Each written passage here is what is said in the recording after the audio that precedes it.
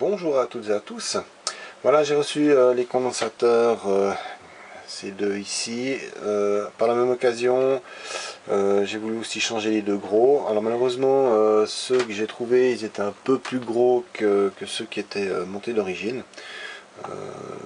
Ils ont les mêmes capacités, les mêmes tensions, ils sont un peu plus gros. J'ai réussi à les caser tant bien que mal. J'ai dû juste un tout petit peu repercer en fait la piste. Bon, elle est assez large derrière, donc j'ai pu sans autre repercer pour les ressouder. Seulement voilà, quand j'ai mis sous tension, et ben ça fonctionnait un tout petit moment, pendant quelques secondes, et elle a continué à couper.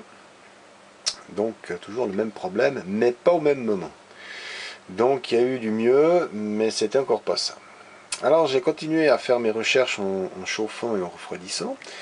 Et j'avais toujours quelque chose qui se passait à ce niveau-là, mais sans vraiment pouvoir être très précis avec le fun. Et pour refroidir, donc j'utilise ce produit qui s'appelle Calt 75. C'est la même marque qui fabrique le Positive 20, donc c'est Contact Chimie. Et en fait, voilà, j'ai continué à chercher ici. Je me suis rapproché de mon poste à souder qui me permet donc d'avoir la buse pour faire les CMS. Donc avec ça, j'ai commencé à essayer de chercher composant par composant. Rien de bien nouveau de ce côté-là, et j'ai toujours eu la panne qui revenait au bout de quelques secondes. J'ai continué à chercher et je me suis tourné vers la carte Y. Et tout d'un coup, dans cette zone-là, le problème disparaissait en chauffant.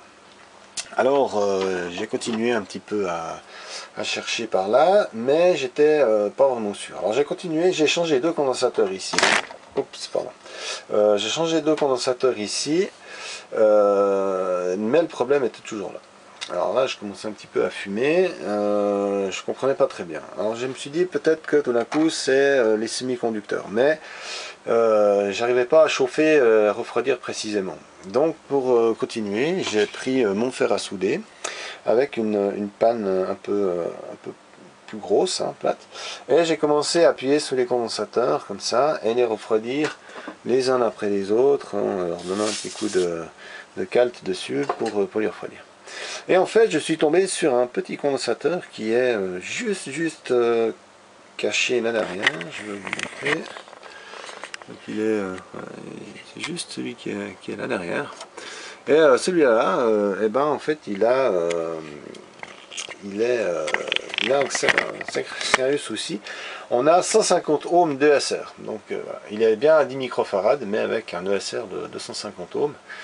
Ce qui est absolument énorme. Donc bien évidemment, c'était bien ce condensateur qui posait problème au final. Voilà, donc maintenant j'ai pas pu la tester plus que ça, étant donné que j'ai démonté tout ce qui était les dissipateurs là. Les cartes elles tiennent juste avec 2-3 vis. Donc maintenant, là aussi il faut que je remonte toute la partie de refroidissement, tout revisser ici, parce que là, dès qu'on laisse allumer quelques minutes, ça chauffe tout de suite. Donc il n'y a absolument aucun refroidissement qui est fait à ce stade-là. Donc je vais remonter tout ça, je vais mettre le DVD, et je vais laisser tourner un moment et on verra ce que ça donne. Voilà, j'ai remonté la TV, petit dernier test, donc je l'ai fait fonctionner pendant à peu près 1 heure. Voilà, bon, on voit que l'image, c'est pas du 4K, c'est encore une vieille génération, en plus le film, c'est un vieux film. Voilà.